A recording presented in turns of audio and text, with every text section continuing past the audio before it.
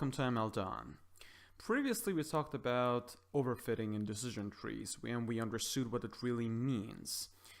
Today we're going to talk about a category of approaches that is used for decision trees, but not limited to decision trees, but for the most part the big picture is about the decision trees that we could use to fight the overfitting problem.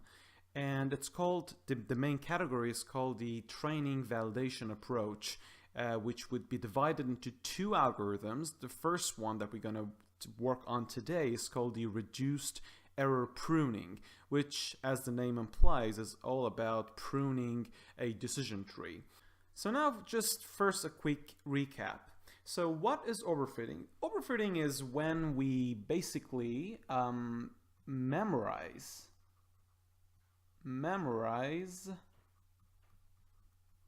our training data. Well, memorizing would be probably a little bit extreme, but the idea is that we kind of learn everything in the training data. Now, why is it bad? Because you might say, okay, if our machine learning algorithm learns the training data perfectly, so that's grand, well done, perfect. But the problem is that sometimes learning the training data perfectly serves to make our model suffer in terms of its generalization power. What do I mean by that? Remember that our training data, let's call it T, is a very small part of a much bigger set that is our actual data, right? So somewhere, some data scientist or some whoever the guy is brings us this training data, and we can use it to train our machine learning algorithm. But let's face it, that is a very small set of all the data that is out there. Nobody could actually collect all of this data, but we have our hands on a very small subset of the training data, of the whole data. So if we learn this little bit perfectly, let's say if we memorize this, I mean learn this so well that we learn every little thing about it, right? That is when you suffer to generalize your knowledge to the unseen data, which falls under all of these regions. And that is called the generalization power. How well could you generalize your knowledge that you attain from training your algorithm from this region? How well could you generalize it to the old green bit, which is your unseen data? Now the problem is if you overfit to your training data, your generalization power suffers and you can't generalize to the unseen data. So that is why a 98% accuracy on the training data that has made you and your boss quite happy would suddenly drop to, say, 40% on the unseen data. And that is when you will surprise, how did I do so well on the training data and yet how did I do so terribly on the unseen data? It's because you have overfitted to your training data. And when is overfitting to the training data bad? It's when your training data has some, let's call them circumstantial patterns in them, right? Some patterns that have happened by chance and they don't really mean anything. For example, if you have noisy labels, if you have insufficient training data, we said that overfitting to your training data will make your model suffer on the unseen data. You can watch my last video to really understand what it means to have noisy labels or insufficient training data. I've explained this elaborately with very nice visuals. So one of the ways to fight overfitting, if you consider this big tree that has been trained on some training data, and if you consider the yellow nodes to be non-leaf nodes and the green ones to be leaf nodes. So the first question is, what if we let the tree grow indefinitely? Now the problem is, if you let your tree grow, it will grow to the point that, get this, your training error would be 0. And that is when you have the problem of overfitting, right? So you're doing great on your training data. And that is because you let your tree grow indefinitely. Okay, and the other one is what too will be learned. Remember, when you're learning everything perfectly in your training data, you're also learning something else. That is the poison, right? You're learning, let's call them circumstantial patterns. Right? Certain random patterns have happened there that you've learned them so perfectly, and you've learned them as legitimate patterns. Okay? Those patterns have happened by chance, and they are not really a theme in the actual data out there. So you will not see them in the actual data, in the unseen data out there. And the problem is that your model still thinks that those patterns are legitimate, and this will deteriorate the performance of your model on the unseen data. And that is when the answer to the question, how does overfitting hurt, is that it basically decreases what? The generalization, let's show it with G, generalization power of your model. Generalization to what? To the unseen data. Right? Now, so as you may have noticed, we have to come up with a way to kind of sort of prune this tree. Okay? I don't want you to learn everything down to the last detail. I want you to learn just enough so that you could generalize your knowledge to the unseen data. So we're going to focus on this idea of pruning to fight overfitting, right? And the main approach to fight the problem of overfitting is called the training-validation approach. And the way we do here is that if you've got your original training data, okay, let's just show this big rectangle. Let's consider this as your training data. What you do is you divide this between two sets, usually the bigger one for the actual training and the smaller one for the validation. We call it the validation set. Let's just show that with V for the sake of brevity, right? And the thing is, you use the training set for the actual training as always, okay? But the validation set is going to be used to guide you, to tell you how you should prune your tree, how you should make your tree less specific to your training data. Okay, so the validation set is a way to do what? To guide the what? The pruning process. So, what is the intuition behind this idea of having a validation set and not using it for training? The idea is that the validation set is quite unlikely to exhibit those circumstantial patterns or regularities and fluctuations that you might have by chance in your training data, right? So if you have learned those circumstantial patterns, your performance on the validation set on the unseen data should suffer, right? So by how much you'll suffer on this unseen validation set, you can determine the quality of pruning a certain part of your tree.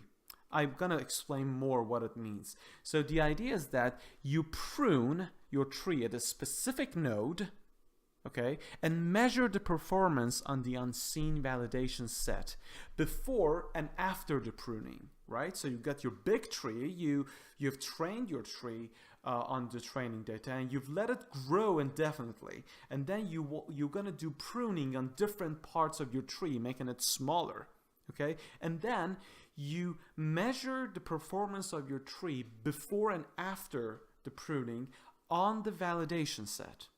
And then if the performance gets better, it means that the quality of pruning was good. So it gave you some benefit, some generalization power on the validation set. Okay? Before and after the pruning, you will see a difference, right? So that simpler, smaller tree has some advantage over the big tree that might have done perfectly on your training data.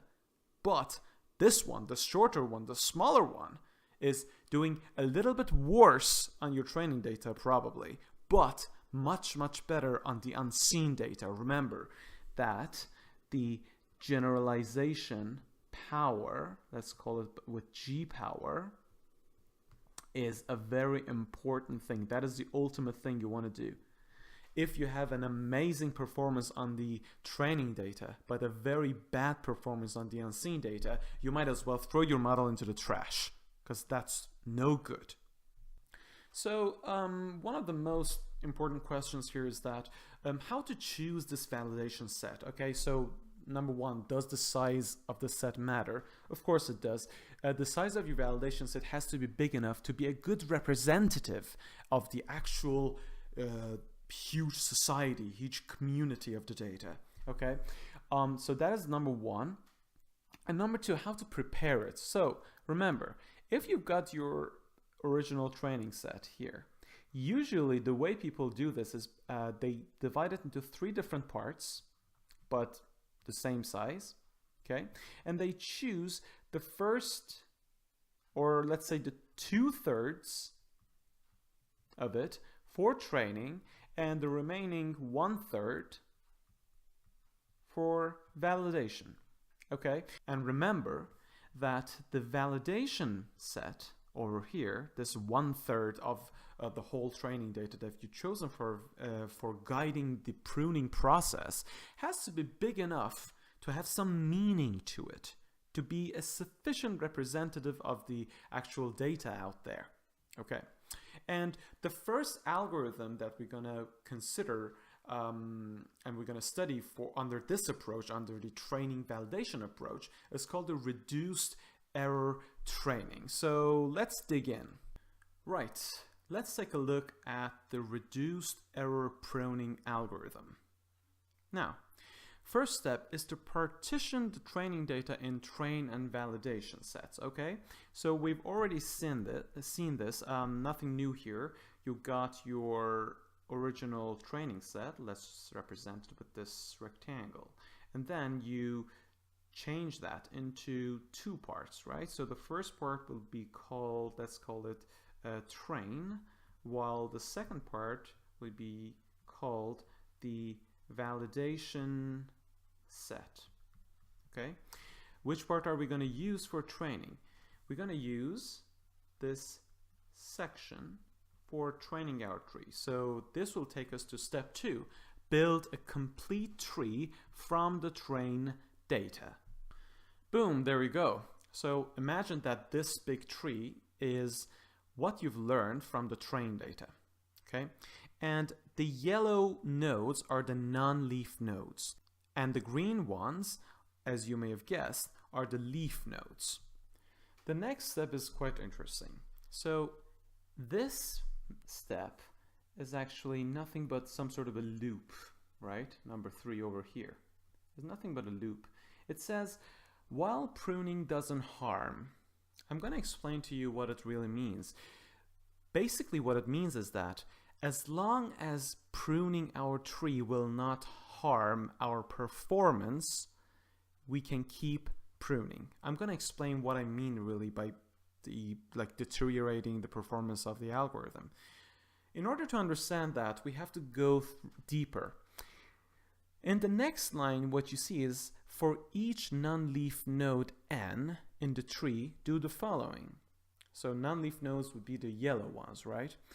Temporarily prune the subtree below n and replace it with a leaf labeled with the current majority class at that node. What does it really mean?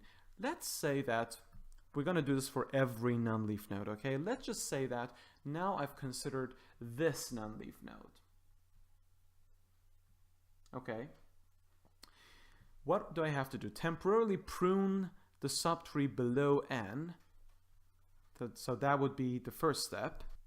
Boom. Okay, we did that. And replace it with a leaf. Okay, so that would mean it should turn to green. Now, remember that the next step is to determine the label for this leaf node, right?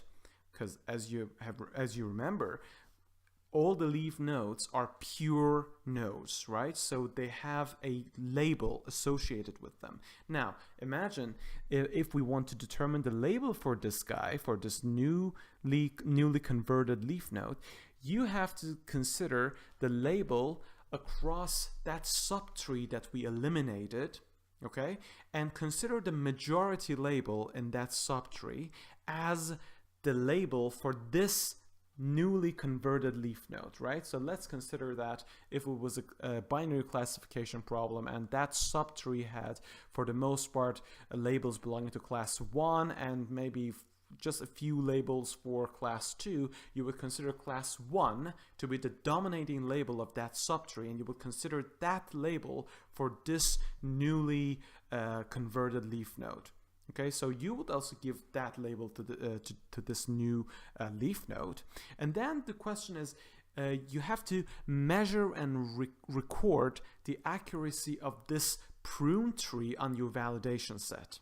So that is when this validation set comes to play, right? Which is great. Now, let's say you measure it and you record it. Okay, remember that I said I'm going to explain this bit to you as to when to stop. So remember that you're going to have to do this for every non-leaf node, and you're going to record the performance of your prune tree on the validation set, right? Remember that as long as the performance on the validation set is better than the unpruned version of the tree, we will keep pruning and we will keep recording the performance on the validation set. So it means that as long as the performance, let me just write this for you in a nice, concise way. So as long as the performance, let me translate this line for you.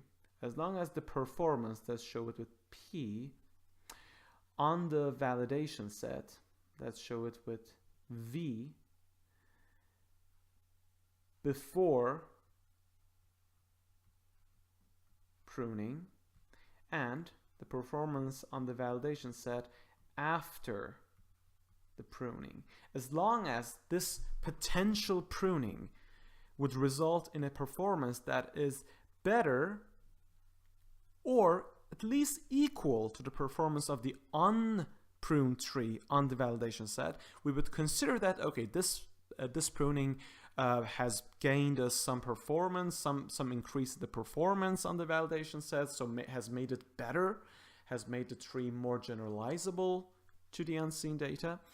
Or if it still remains the same, well, we could say that, okay, it's a smaller model. It could give us some advantage in terms of storing in memory, even though it hasn't given us any improvement on the performance on the unseen validation set. But if we reach to a place where this condition doesn't hold, meaning that we would reach to a place where the performance gets much worse, meaning that that pruning will not give us any advantage. Like from this point on, no matter which node, which non-leaf node we choose, whether it's this guy or this guy or this guy or this guy, doesn't matter. Whichever node we choose, we cannot find a non-leaf node that if we prune our tree at that node, our performance after pruning would be better on the validation set compared to before pruning. That is when we stop. Okay? Now, remember that this advantage on pruning could happen on different non-leaf nodes, right? Now, let's say that we learned that if we do the pruning on this node and this node and this node, we always got better performance on the validation set after pruning compared to before pruning. Now the question is, so which one to choose, right? So here comes the last step. Permanently prune the node that results in the greatest increase in accuracy on the validation set. Okay, so let's call this node A, node 1, node 2, and node 3, right? Node 1, node 2, and node 3 have one thing in common. What is it? For all of them, the performance on the validation set after pruning the tree was better compared to the performance on the validation set before pruning the tree. So if we prune the tree at any of these guys, 1, 2, or 3, we are getting a better performance on the validation set. But remember, that improvement on performance is not equal among all of these guys. So for one of them, you get the best and the biggest advantage, the biggest performance and the highest performance, highest accuracy on the validation set. You're going to choose that node. Let's call it node 1. You're going to call node 1 for permanently, you're going to choose node 1 for permanently pruning the tree and making it better and more generalizable. Now, it's a very simple algorithm, and but it has drawbacks. Number 1, what happens if we have a small data set? Remember that if your data set is already very small, and you're gonna consider 2/3 of it for the training part and 1/3 of it for the validation part, the problem is that your training data is already insufficient, very, very small. Remember that the more training data you have, the better. That's always the case. Okay, but if your training data is very small originally, like meaning that your whole original training set, which is this guy, is very small, if that's the case, the newly constructed training data, which is nothing but the 2/3 of your original training set, will be even smaller. So you don't even provide your model with enough data for training. Now, is there a solution for this, that if your training set originally is very small? The solution is our second algorithm that we're going to study in our next video, which is called the rule post-pruning approach, that doesn't have this drawback of the reduced error pruning algorithm, meaning that you can still fight overfitting even if your original training set is not that big. Wow, I hope that this has been informative for you. Well, that was certainly fun for me. So in case you were wondering, we have a link to the actual post on the blog post page of mldon.com that you could see. You could check it out. It basically discusses this algorithm in far more detail. And if you want to follow us on LinkedIn, on Twitter, or on Facebook, the links are also posted in the description. So feel free to leave comments and subscribe to the channel for more uploads in the future. So in the meantime, on behalf of MLDon, take care of yourselves and goodbye.